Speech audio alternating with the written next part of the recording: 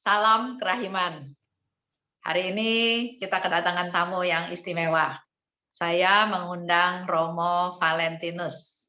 Nanti kita mau belajar banyak dari Romo, mungkin tentang Ordo Yesus Tersalib, kesan pesannya Romo karena pernah saya ajak untuk memberikan seminar kerahiman ilahi di Malaysia. Saya undang ya Romo Valentinus. Ya. Salam kerahiman Romo. Salam kerahiman, terima kasih. Selamat berjumpa kembali, Bu Esther. Apa kabar Romo? Kabar baik, Bu. Sudah lama tidak berjumpa ya, sejak COVID. Iya betul, udah berapa tahun ya. Iya, ya. Nah mungkin Romo, cerita dulu Romo, siapa Romo supaya yang dengar semua pada kenal. Karena yang saya tahu Romo itu adalah doktor dari, ilmu filsafat ya, lulusan dari Roma, tapi mungkin Romo bisa cerita lebih lanjut tentang siapa Romo. Oke, terima kasih. Saya Romo Valentinus dari Kongregasi Sengsara Yesus, disingkat dengan CP, Kongregasi Sengsara Yesus, atau disingkat dengan Kongregasi Pasionis. Ordo Kepausan berpusat di Roma, berkarya di Kalimantan, mayoritasnya di Kalimantan dan Flores, itu ladang karya pelayanan kita. Nah, saya ditabiskan tahun 98, tepatnya tanggal 26 September 1998. Lalu selepas itu dikirim belajar untuk mengambil S2 filsafat juga di Universitas Angelicum Santo Thomas Aquinas yang dikelola oleh para pastor Dominikan. Lalu kemudian juga melanjutkan ke universitas yang sama untuk menyelesaikan program doktoral. Lalu selesai tahun 2008, saya kembali ke Indonesia dan mengajar di STFT Widya Sasana Malang, Bu. Dan sampai hari ini masih mengajar di sana, lalu sekarang ini juga bertugas di Pusat Spiritualitas Pasionis Malang. Itu perkenalan singkat mengenai siapa saya dan Ya Pak Romo. tugas-tugas saya. Nah, buat teman-teman tahu ya, saya kenal sama Romo Valen juga sesuatu yang istimewa. Karena pada waktu itu saya dan Haryanto diminta untuk kasih seminar kerahiman ilahi di Malaysia. Romo yang harusnya pergi sama-sama nggak bisa, jadi harus cari pengganti Romo. Kita langsung berpikir, wah Romo yang mirip-mirip sama devosi kerahiman itu pasti Romo dari CP. Jadi kita hubungin Romo CP. Sudah bersedia itu Romo CP. Waktu itu Romo Ligori atau siapa ya, saya lupa. Sampai sudah beli tiket, ya. Charles sudah beli tiket. Pas udah beneran mau pergi, dia nggak bisa. Jadi carilah Romo siapa ya. Akhirnya dikenalkan dengan Romo Valentinus ya, Romo Valen. Akhirnya kita pergi ke sana, tapi ternyata itu betul-betul suatu rencana Tuhan, nggak ada yang kebetulan. Karena pada waktu Romo Valen ke sana, kita memberikan seminar di Malaysia, ternyata umatnya sebagian besar itu adalah umat dari suku Dayak, di mana Romo Valen juga berasal dari Dayak, cuma mungkin beda ya, saya nggak tahu namanya beda, tapi luar biasanya kita sudah jadi menyatu menjadi satu. Udah nggak ada beda lagi jarak antara orang Indonesia dan orang Malaysia. Nah mungkin Romo bisa cerita Romo kesan-pesan Romo pada waktu kasih seminar di sana. Terima kasih. Waktu itu memang saya juga termasuk ragu-ragu karena saya bidangnya filsafat, jadi ilmu profan. Nah, Ya. Romo Ligori itu menghubungi saya, jangan khawatir katanya, kita ini semuanya sudah belajar kitab suci, sudah belajar teologi, dan dengan pengetahuan itu kita bisa, pasti kita bisa. Nah, saya ini kan orang dari ilmu profan gitu kan, bagaimana nanti apakah perjumpaan dengan umat itu bisa ketemu tidak? Gitu kan, itu perkiraan. Tapi ya udah, saya pikir ya mungkin Ya, Tuhan menghendaki bahwa saya yang selama ini berkutat di dunia kampus itu harus keluar kandang untuk memberikan sesuatu ya, yang memang ya dulu, yang paling penting itu kan menghidupi iman, dan menghidupi iman mau tidak mau kan menghidupi kitab suci, menghidupi teologi ajaran ya, gereja, itu sesuai dengan panggilan saya sebagai seorang imam. Maka dengan keyakinan iman yang demikian, saya ketika dihubungi saya berkata, oke, saya berangkat. Dan ternyata memang kesannya saya tidak merasa canggung seolah-olah ini orang asing, tetapi saya justru merasa akrab gitu dengan Bu Esther, dengan Pak Har, dengan Pak Charles, dengan Ibu, dengan rombongan, seolah kita kenal lama gitu ya. Jadi ya, Tuhan mungkin itu cara Tuhan bekerja ya. Cara Tuhan bekerja itu ya betul. luar biasa. Dan selama kita berada di sana, selama kita presentasi juga, kita saling melengkapi. Nah, kendala-kendala yang terjadi sungguh tidak ada sama sekali. Karena apa? Karena semangat persaudaraan di antara kita. Lalu kemudian sikap orang Malaysia yang welcome ya dengan kita, yang menerima kita dengan tangan Ya, terbuka, dan nampak sekali bahwa umat di sana itu haus akan hal-hal yang rohani. Jadi kehadiran kita dengan ya, kerahiman ilahi itu menjawab kehausan mereka, Dan ini bagi saya sungguh meneguhkan, menguatkan, dan menggembirakan sebagai seorang imam, sebagai orang Katolik, sebagai orang Dayak juga, meskipun sukunya berbeda. Karena di daerah Keningau itu sebagian besar mereka suku Dayak Laut atau suku Murut kalau saya tidak salah, dengan suku Kadasan. Nah, sementara saya berasal dari suku Iban, kan, Mualang Iban. Dengan perbedaan yang sangat jauh, kita tidak mengerti satu sama lain. Tetapi dalam iman kita kemudian menjadi satu, dan puji Tuhan bahwa tanggapan tanggapan umat sungguh luar biasa, dan kita bisa merasakannya sampai hari terakhir. Dan itu kemudian makin menyadarkan saya bahwa karya pelayanan dan karya pendidikan itu harus satu. Jadi saya sebagai tenaga dosen, orang yang mengajar di kampus, tidak boleh hanya berkutat dengan buku, tetapi juga harus membagikan pengalaman iman, suka duka dalam menjadi seorang imam, menjadi seorang Katolik dengan umat, sehingga kehadiran kita itu menjadi saling meneguhkan dan menguatkan. Jadi kesan pertama sungguh positif, dan sampai hari ini pun kesan itu tidak berubah. Tidak berubah, Bu. Sungguh saya merasa sebagai ya, saudara ya, kita sebagai saudara yang sudah lama akrab seolah begitu ya. Luar biasa. Jadi ya. positif sekali, Tuhan bekerja dengan caranya sendiri. Karena pada waktu pertama dikasih tahu sama Romo Ligori bahwa pengganti dia adalah Romo Valentinus, doktor filsafat. Waduh, ini model Romo kayak apa nih? Kita bisa nggak di-blend ya sama Romo seperti itu?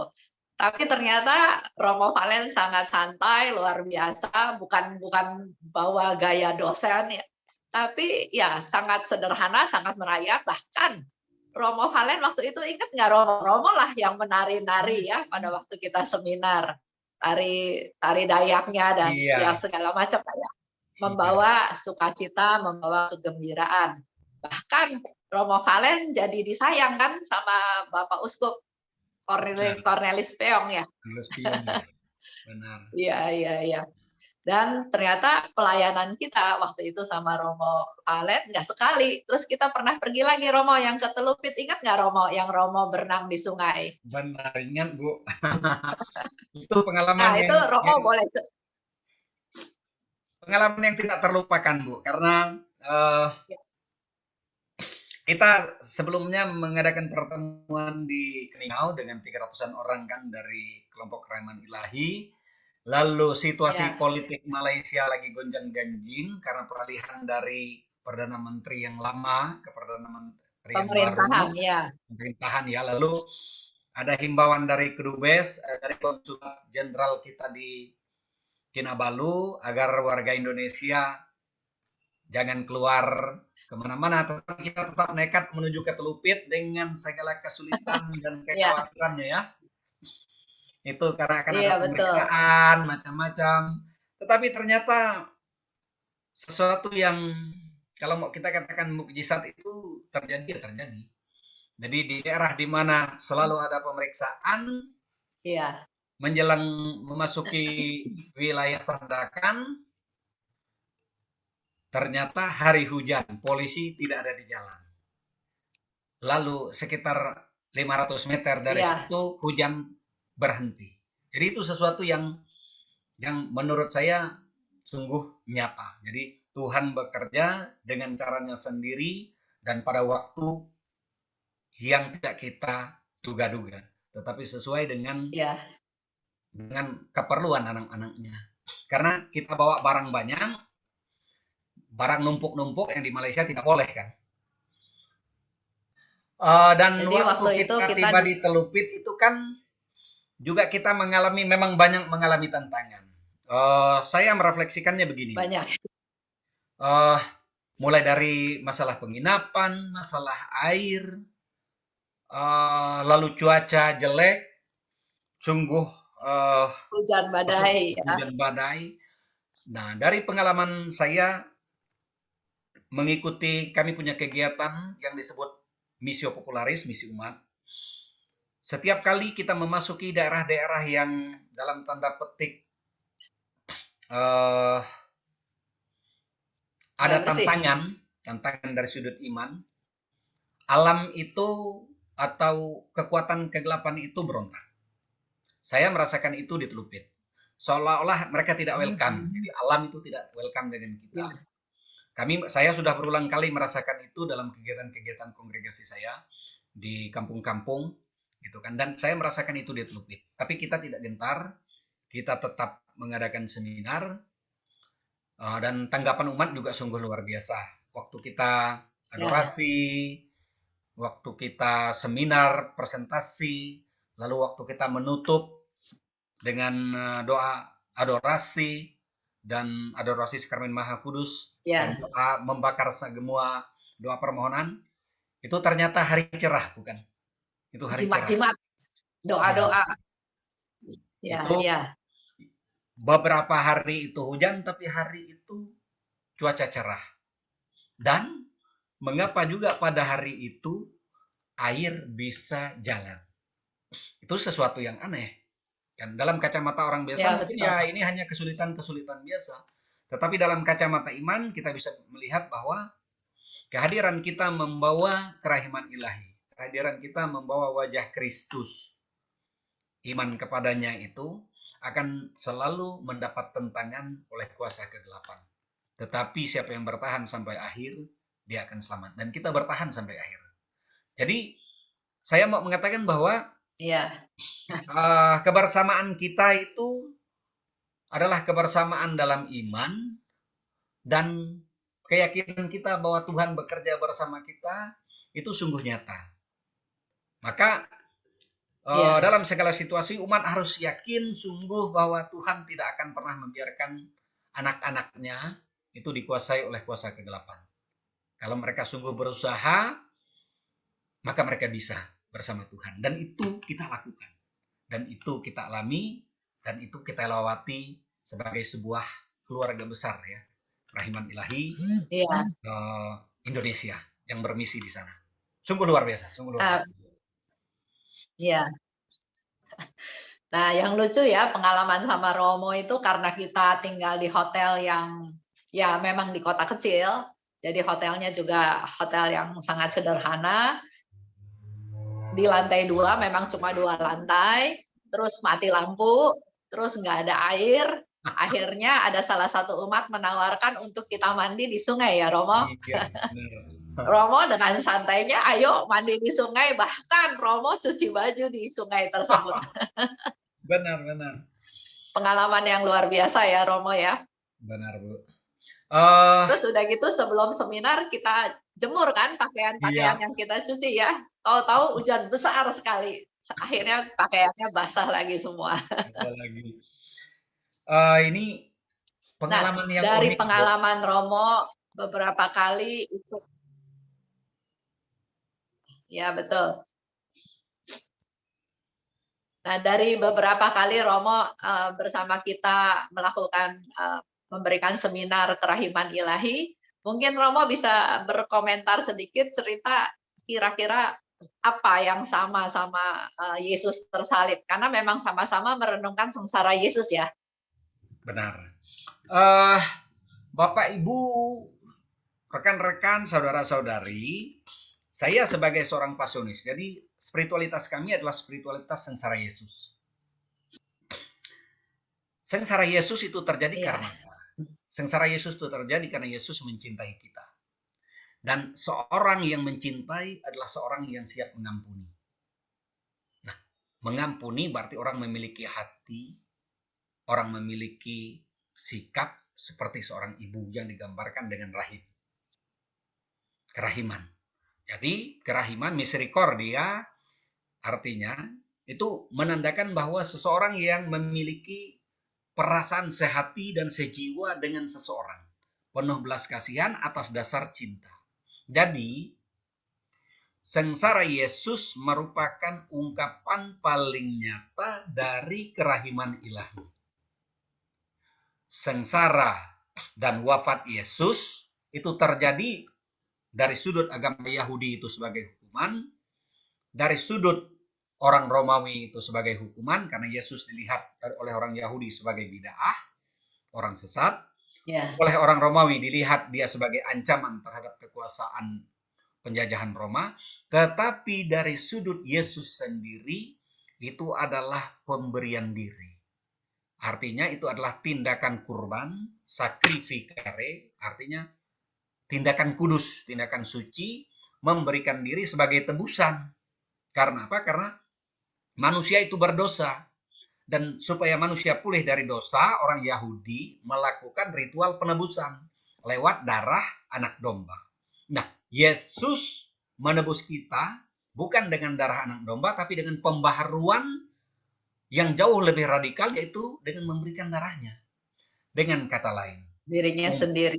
dirinya sendiri. Dengan kata lain, seluruh Ya. peristiwa penderitaan Yesus, penangkapan sampai kematiannya di puncak Golgota, merupakan ungkapan paling konkret, paling nyata dari kerahiman ilahi, dari cinta dan pengampunan yang diberikan oleh Kristus kepada umat manusia. Nah, kami menghidupi itu. Karena itu ada satu titik temu antara spiritualitas pasionis dengan spiritualitas kerahiman ilahi. Jadi, ketika saya membaca diari dari Suster Santa Faustina, saya tidak mengalami kesulitan dengan gaya bahasanya. Karena gaya bahasa Santo Paulus dari Salib, pendiri kongregasi Pasionis, dan dianggap oleh para teolog sebagai mistikus terbesar abad ke-17, itu mirip dengan gaya bahasa Santa Faustina. Karena mereka orang mistik, ya, mereka orang suci. Ya. Dan Ya. jangan lupa ada satu kata yang sangat terkenal dari Santa Faustina dalam diarinya, bahwa merenungkan sengsara Yesus 1 jam itu lebih bernilai daripada mencambuk diri dan berbagai macam aktivitas-aktivitas rohani lainnya. Merenungkan sengsara Yesus. Ya. Itu menandakan bahwa Itu Yesus yang bilang ya Romo ya, Yesus ya, yang bilang kepada Suster Santa Faustina ya, Faustina, jadi lebih baik merenungkan 1 sengsara jam Yesus. sengsara Yesus Yesus itu jauh daripada, lebih ya, jadi ini kita bisa hukum melihat, cambuk. ya, kami itu memusatkan diri pada renungan sengsara Yesus. Kerahiman ilahi menampilkan wajah spiritualitas pasionis. Jadi, spiritualitas pasionis dengan spiritualitas Santa Faustina bertemu pada titik kasih dan pengampunan.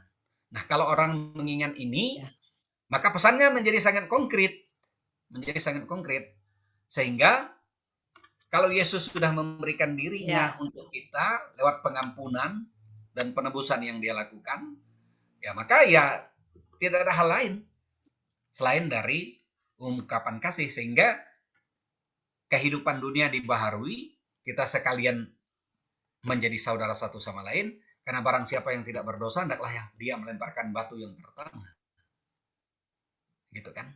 Dan itu Ya, Yesus ingin mengatakan bahwa kita iya semua betul harus Romo. saling mengampuni. Dengan demikian, kita bisa berkata, berdoa bersama dengan berkata, Bapa kami yang ada di surga. Karena kita dari anak-anak yang sama.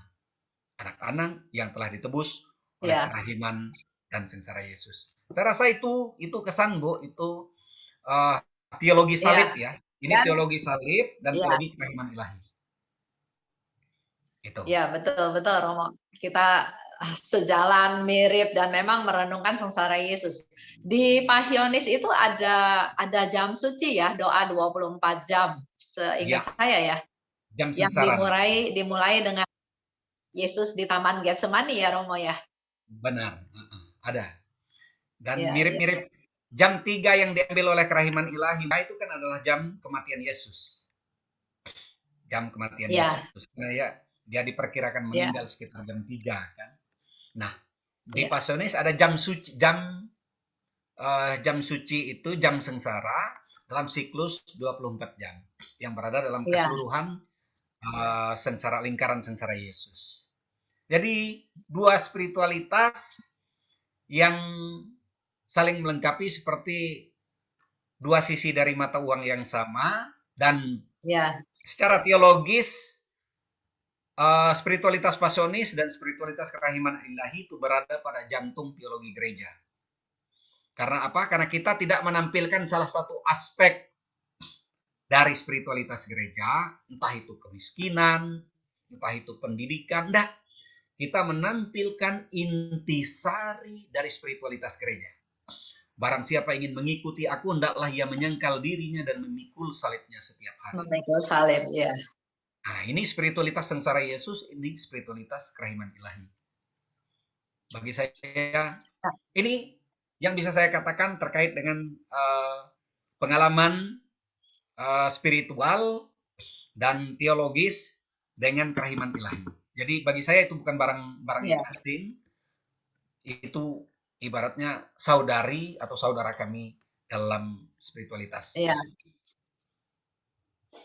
Nah, Romo Valen kalau sudah masuk ke pengajaran kepada ilmu pendidikan udah mulai keluar tuh gaya dosennya. Bisa ngomong terus sampai besok pagi.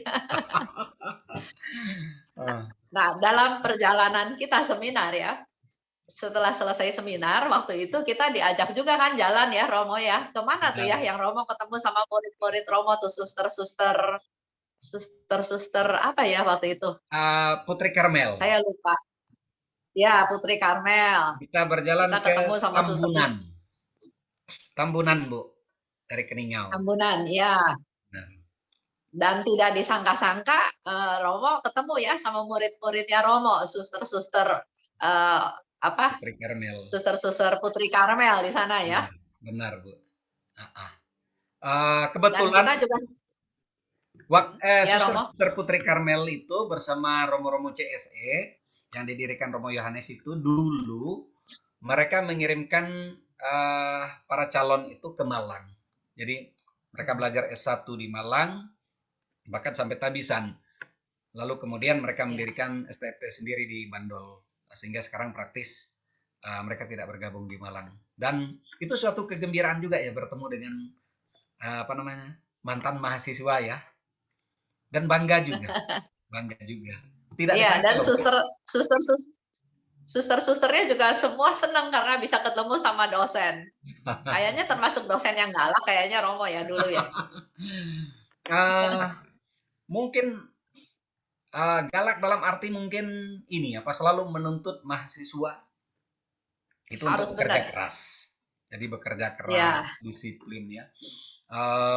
Karena memang untuk berhasil itu syaratnya hanya itu, disiplin dan kerja keras, ketekunan. Itu penting bagi siapa saja ya, bukan hanya bagi imam ya betul dan para Romo. suster ya, Bu, Ibu sebagai orang berkecimpung di dunia kerja juga, dunia usaha, pasti akan Ya, melihat orang dari sudut itu. Orang ini tekun, telaten, orang ini disiplin atau tidak. Karena itu kunci kesuksesan.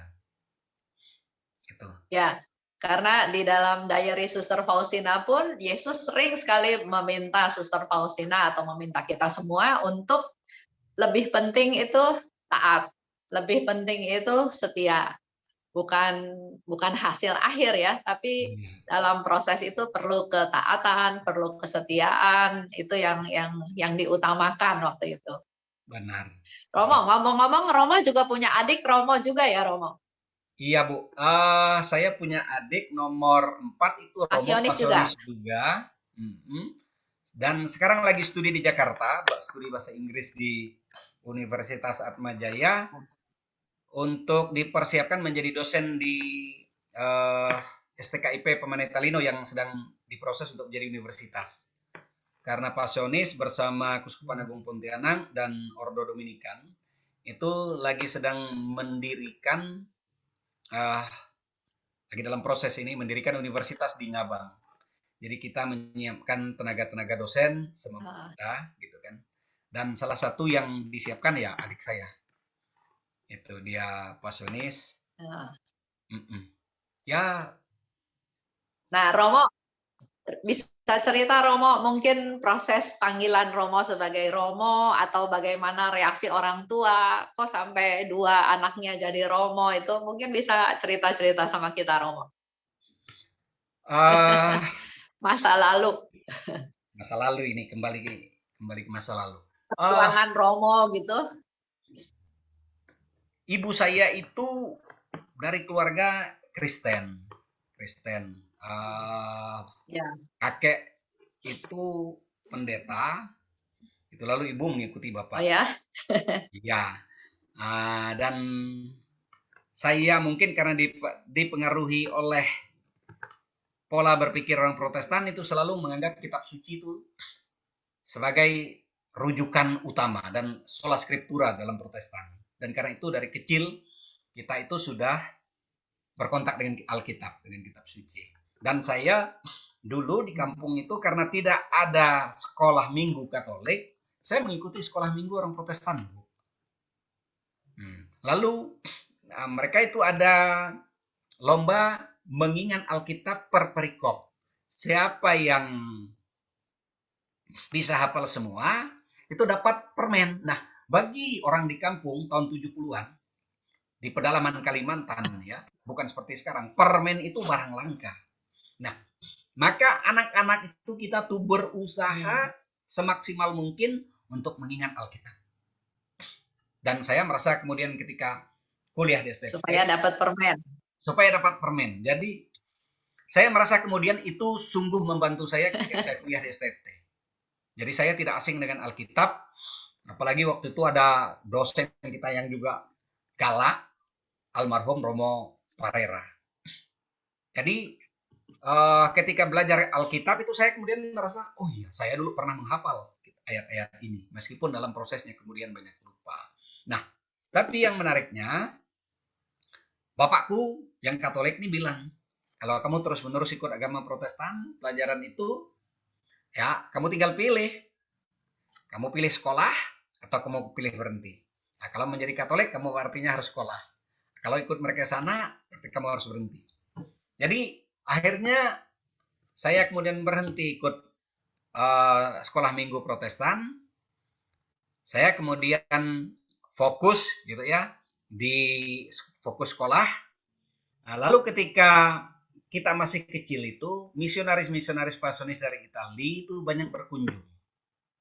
Nah, yang hebat itu menurut saya yang juga sekarang saya tiru, mereka selalu bertanya kepada anak kecil, kalian mau jadi pastor enggak?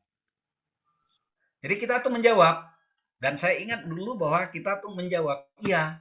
Dan sesudah itu, kalau pastornya sudah pulang, kita bersama anak-anak itu, kita bikin misa-misaan, Bu. Dan Oh, hostinya itu kita menggunakan buah pisang. Itu. bisa. Itu waktu itu kita udah mulai SD. Lalu ya, biasalah dalam panggilan itu, ketika saya sudah mulai besar gitu ya, itu hilang lenyap. Waktu saya SMP, kelas 3, kemudian datang seorang frater. Ya sekarang menjadi Romo Pius Barses. Itu pas Ya. berkunjung ke tempat saya SMP Negeri Nangablitan. Dan kemudian panggilan pertanyaan tentang mau jadi pastor tuh hidup kembali karena lihat Pastor Barses itu kan waktu masih frater tuh gagah kan, orangnya gagah gitu kan, bersahabat, kepingin benar nih jadi pastor gitu kan. Dan saya bertekad bahwa sesudah SMP itu saya akan masuk seminari di sekarang. Tapi tidak mulus. Karena apa? Karena ibu saya itu waktu itu Melarang. melarang. Saya anak tertua, belum lagi beliau 1 bulan terakhir itu sakit dan kemudian meninggal karena keracunan. Meninggal. Nah, sebelum beliau itu meninggal, saya kemudian tanya lagi, Ma, saya mau masuk seminari. Dia hanya kemudian ngomong, kalau memang kamu nekat masuk situ, ya enggak apa-apa. Berarti nanti adikmu yang nomor 2 yang berkorban. Hanya ya kalau sudah masuk, ya jalani dengan serius. Gitu ya. Itu pesan ibu saya sebelum dia meninggal. Akhirnya saya masuk, ya kehidupan keluarga morat-marit, Bu. Karena kan bapak harus menjadi ibu juga. Adik saya yang bunsu itu usianya 2 tahun 8 bulan kan ketika ibu saya meninggal. Jadi kehidupan keluarga kita menjadi amburadul, bapak juga harus bekerja gitu ya. Karena di Kalimantan masa itu ya orang hidup sungguh sangat prihatin, sungguh sangat Susah ya, prihatin. Romo. Susah sekali karena kan mengandalkan orang berladang dengan karet. Kalaupun ada lada dan lain sebagainya itu sungguh berada dalam kesulitan, memprihatinkan kehidupannya, bukan seperti sekarang. Nah, saya masuk seminari, jadi yang mengganti posisi saya untuk mengurus adik-adik saya yang 3 orang lagi karena kami 5 bersaudara, itu adik saya nomor 2. Saya masuk lalu di seminari dan kemudian tahun 89 itu saya melanjutkan ke Malang. Itu pengalaman. Jadi selama di Malang sih proses panggilan di Malang sih tidak terlalu banyak kendala gitu ya. Studi lancar, termasuk segala pergaulan dan lain sebagainya. Kita bergaul baik meskipun kebudayaan Jawa kan terasa agak asing bagi kita. Beda, Tapi karena beda kan, tapi karena kita berada di seminari, maka kita tidak perlu berkontak dengan umat gitu kan. Hanya hari-hari tertentu kita keluar bergaul. Jadi kan kata lain, perjalanan panggilan sampai menuju tabisan itu tidak terlalu banyak kendala. Lancar. Gitu. Juga tidak ada, semuanya lancar. Itu yang saya alami. Dan ditabiskan tahun 98. Sudah 22 tahun, 23 tahun Ibu. Jadi Romo.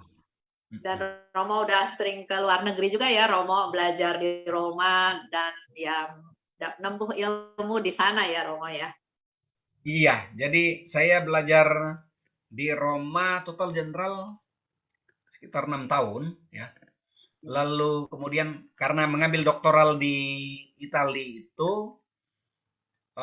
tidak gampang untuk filsafat. Jadi diperlukan wajib itu 5 bahasa. 2 bahasa klasik, Yunani Latin, setidak-tidaknya bisa membaca teks. Itu. Lalu yang kedua bahasa modern. Nah, bahasa modern itu yang wajib dipilih itu untuk S2 misalnya Inggris wajib. Lalu pilihannya atau Latin atau Jerman atau Prancis. Nah, saya waktu S2 milih Inggris, Prancis. Nah, ketika doktor harus jadi 3. Maka saya harus belajar bahasa Jerman. Akhirnya saya minta izin dengan provinsial. Saya berada 1 tahun di München dan belajar di Maximilian Universität München, Jerman, München. Jadi itu persyaratan juga ya, Romo, harus tahu banyak bahasa gitu ya. Susah sekali ya. Ya, jadi lebih susah itu kitab suci, Bu. Kitab suci itu 9 bahasa untuk syaratnya. Nah, kalau filsafat 5 bahasa. Nah, saya waktu itu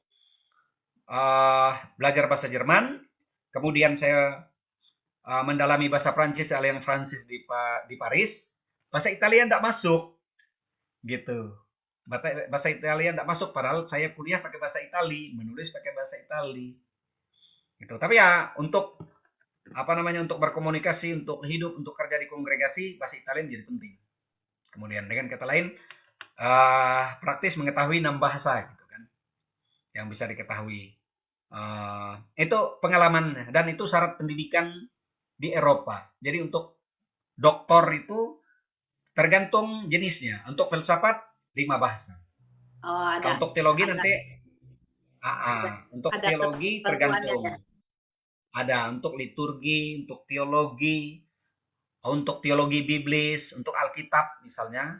Itu pada umumnya kitab suci itu mensyaratkan paling tidak kalau untuk program doktoralnya sekitar 9 bahasa. Itu Aram, Ibrani. Tapi Romo memang suka belajar ya, memang Romo suka belajar. Jadi nikmati aja itu apa perjalanan pendidikan itu Romo ya. Nggak jadi Ya beban. benar. Nikmati aja. Karena kalau dipikir jadi beban, Bu, dia memang jadi beban gitu kan. Pasti ada kesulitan, pasti ada tantangan karena kita di negeri asing dan Iya, tantangan-tantangan itu bukan hanya tantangan iklim ya, cuaca, bukan hanya juga tantangan budaya, tetapi tantangan terutama dari sikap orang-orang gitu kan. Karena bagi orang Eropa, kita orang Indonesia tidak dianggap gitu kan karena berasal dari negara miskin. Jadi kita dengan kata lain kita harus sungguh berusaha berjuang juga untuk kebanggaan negara gitu kan bahwa iya betul. kami boleh miskin tetapi kalau masalah pendidikan, masalah kemampuan akal budi, otak ya bisa diadu gitulah. Salah gitu ya, ya. Nah, jadi kemiskinan itu kan sesuatu yang faktor eksternal gitu kan. Iya, Tapi kalau betul, betul. kemampuan akal budi intelektual itu kan faktor internal dari kita. Jadi Tapi kan ya itu pesan yang membuat kita disiplin, Bu. Itu membuat saya ya, disiplin menjadi petarung gitu ya. Berjuang sungguh justru dan ingin justru supaya pesannya anak-anak didik nanti mengikuti ya, itu. Karena kita kan dan kaderisasi terus-menerus para dosen dan mereka pasti akan dikirim ke luar negeri. Kalau ya. mereka tidak memilih dulu tidak ada yang memberitahu kita kalau di barat itu bahkan dalam biara itu juga ada rasisme. Oh gitu ya Romo. Di mana-mana Ya, ada ada ya Romo ya. diskriminasi, di mana-mana ada. Nah, saya ketika mengajar saya jelaskan, ada ini, kita tidak boleh malu. Jadi itu menjadi tantangan bersama bagi kita kalau memang kita ingin sungguh mengikuti Yesus, seharusnya itu tidak ada. Tapi dalam kenyataan karena kita masih punya tulang dan daging, itu ada di biara. Itu Tapi ada di itu biara. justru jadi pembelajaran kita untuk belajar untuk rendah hati, untuk ya tidak sombong ya Romo ya. Benar, Semuanya Bu. itu jadi satu sarana alat untuk kita belajar hidup lebih baik ya Romo ya. Benar. Itu untuk Nah, mendewasakan kita. ngomong-ngomong, ya Romo Romo ada pesan apa nih buat teman-teman devosan, orang-orang devosan Kerahiman yang lagi dengerin Romo ngobrol? Hmm, yang pertama, jangan pernah uh, jangan pernah patah semangat. Jangan pernah menyerah meskipun segala situasi hidup kah, situasi pekerjaan dan lain sebagainya tidak selamanya sesuai dengan yang kita cita-citakan. Ya, Itu pesan pertama untuk kita sebagai katakanlah sebagai pribadi. Karena kerap kali itu kan orang-orang masuk ke dalam satu komunitas, kelompok-kelompok tertentu, itu mereka punya cita-cita, mereka punya harapan-harapan tertentu yang tidak selamanya itu dalam tanda petik terpenuhi. sejalan, memiliki Ya, muatan, memiliki niat yang tulus dalam arti oh saya ingin mengikuti Yesus dalam spiritualitas ini karena saya tertarik gitu kan. Tetapi ada orang-orang tertentu yang punya cita-cita, punya harapan kalau saya mengikuti ini maka ya semoga artinya sesuatu yang di luar kerangka iman. Nah, ini penting. Kita ya. memurnikan kembali niat kita memurnikan kembali partisipasi kita, sehingga komunitas kita ini menjadi sungguh-sungguh komunitas persaudaraan yang nanti berpengaruh dalam tata laku kita. Bahwa spiritualitas kerahiman ilahi ini, hidup dalam keluarga-keluarga, menjiwai mereka, memberikan kekuatan, peneguhan, dan sekaligus menjadi pegangan dalam setiap situasi. Jadi ada pemurnian panggilan dalam bahasa kita, ada pemurnian roh. Ya, Romo. Ini penting untuk dihidupi oleh setiap orang yang mengikuti spiritualitas tertentu. Murnikanlah panggilan itu. Itu yang pertama. Lalu pesan yang kedua, hidupilah spiritualitas itu dan jadikanlah komunitas kita sebagai komunitas percontohan. Kalau kita menghidupi spiritualitas itu, dan spiritualitas itu mengatakan bahwa kita harus memiliki semangat mengampuni, bahwa kita harus memiliki semangat solider, kita memiliki semangat kasih, maka kita harus berusaha sekuat tenaga mewujudkannya dalam kehidupan kita. Mulai dari lingkup terkecil, keluarga, dan komunitas. Jangan menjadikan komunitas itu kemudian menjadi seperti kelompok-kelompok apa gitu ya, hanya sekedar sebuah kelompok. Ini kelompok rohani. Penting sekali untuk menjadikan komunitas kita sebagai komunitas percontohan dalam kehidupan beriman. Lalu yang ketiga, spiritualitas kerahiman ilahi, saya ulangi sekali lagi, ini adalah spiritualitas intisari gereja. Dan kita harus bangga. Dan kebanggaan itu bukan hanya sekedar sebuah kebanggaan semu yang berada dalam pikiran, tetapi sebuah kebanggaan yang kemudian harus kita tawarkan, kita beritakan, kita wartakan kepada orang lain. Karena itu setiap anggota komunitas kerahiman ilahi adalah misionaris gereja. Semakin banyak orang mengenal ini akan semakin baik. Semakin banyak orang akan mengenal ini, dia akan semakin berbuah. Suasana hidup manusia pasti akan berubah manakala mereka mengingat bahwa mereka telah diselamatkan, mereka telah diampuni, mereka telah ditebus. Mengapa orang itu melakukan, katakanlah, dosa? Karena orang lupa dengan sengsara Yesus dan kerahiman ilahinya. Nah, kita lagi berada dalam situ. Ya, Bu. Tadi kan Romo bilang nih, ada semangat mengampuni. Mungkin Romo bisa kasih sedikit tips, Romo. Karena katanya banyak orang yang masih susah mengampuni. Sedikit tips untuk mengampuni gitu. Orang yang akan mengampuni itu sebenarnya tindakan yang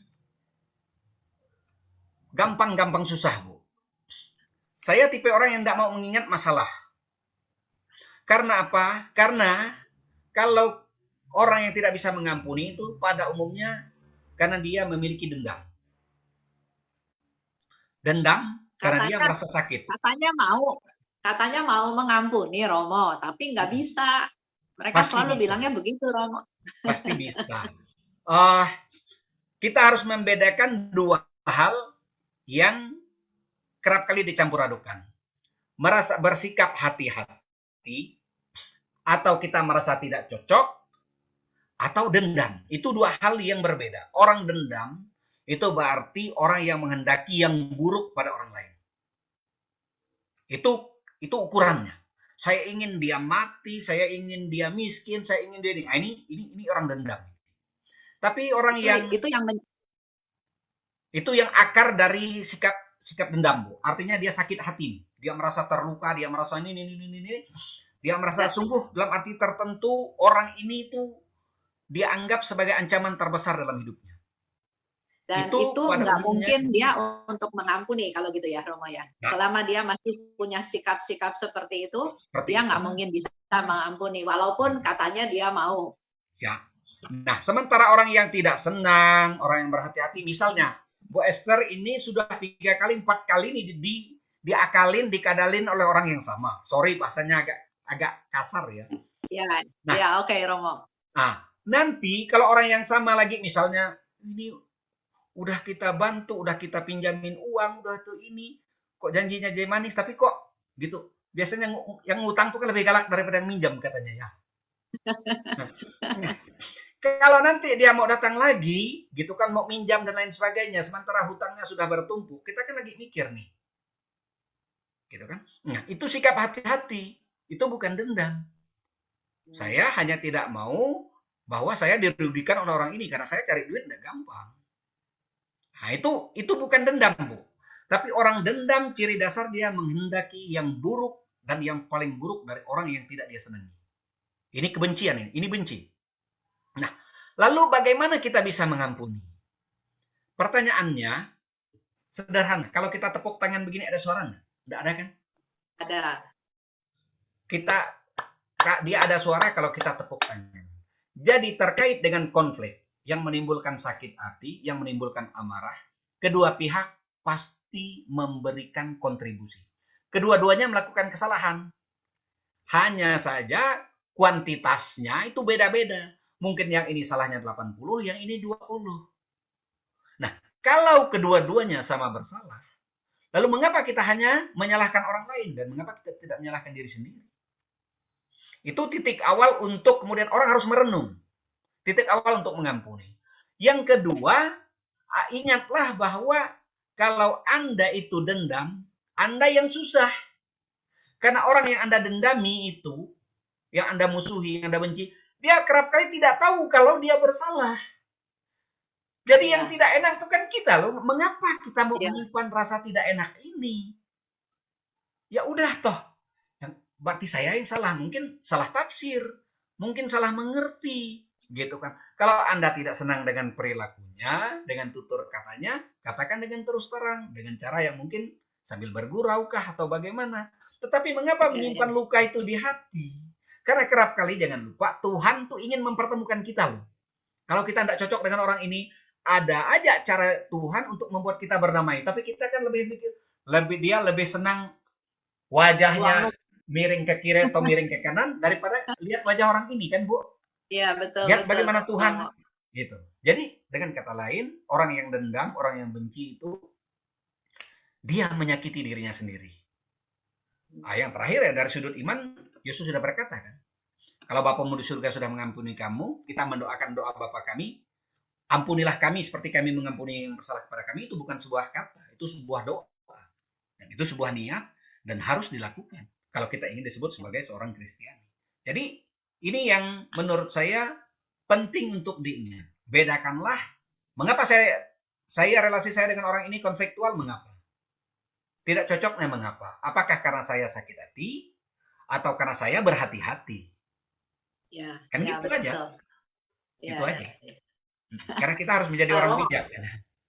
Kita dari ngobrol-ngobrol malah jadi kayak pengajaran nih, jadi kayak kuliah. saya jadi dapat ilmu baru lagi dari Romo. Jadi tadi Romo itu menjelaskan kalau satu aja kan nggak ada tepuk. Tapi kalau ada dua tangan bertepuk, maka terjadilah sesuatu kan Romo ya. Nah, yang sering lupa itu adalah bisa terjadinya konflik atau masalah itu dua orang ini sebetulnya ada kontribusinya ya Romo ya, walaupun cuma 10%, walaupun cuma 5%, tapi dia juga ada salahnya ya. Nah, harusnya orang yang merasa salah sedikit ini dia justru harus lebih merasa bahwa saya juga ada kontribusi dalam permasalahan ini ya. Kalau dia bisa merasa seperti itu, pasti dia bisa tahu bahwa dia juga salah, dia juga bisa belajar bisa mengampuni orang lain ya Romo, karena dia juga ikut berkontribusi ya. Jadi nggak mungkin salah itu satu orang Romo ya. Ya terima kasih Romo udah ngobrol-ngobrol, udah dapat banyak, saya malah dapat ilmu lagi yang baru dari Romo. Nanti kita ketemu lagi, kita ngobrol lagi. Siapa tahu kita bisa bikin Zoom pengajaran ya Romo, biar umat juga walaupun nggak terlalu tahu, tapi kita mulai belajar tentang filsafat dasar lah, jangan yang berat-berat gitu.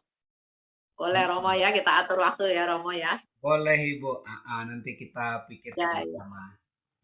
Mohon maaf ya, kalau ada sesuatu Romo. yang tidak berkenan, mungkin ada kata-kata yang mungkin tidak enak didengar. Jadi mohon maaf, salahnya saya, bukan salah Bu Esther ya.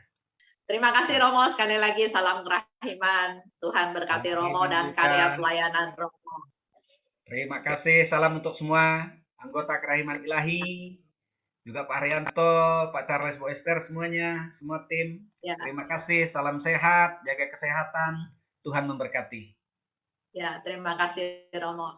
Nah, itulah teman-teman, kita sudah ngobrol dengan Romo Valentinus. Saya biasa panggil Romo Valen. Dosen doktor, tapi bukan penampilan dosen yang galak, yang serem, tapi justru yang sangat merayat, yang bisa membawa kita, bahkan dia yang memimpin untuk nari-nari Dayak. Suasananya sangat sangat kekeluargaan, sangat enak. Mudah-mudahan nanti setelah selesai pandemi, khususnya buat teman-teman Devosan di Malaysia, kita bisa ketemu lagi karena memang mereka pada tanya juga, Romo, kapan kita ke sana lagi? Saya juga rindu ya, kita makan rame-rame di sana bersama dengan teman-teman semuanya. Itu aja obrolan kita Iya. siang hari ini dengan Romo Valen.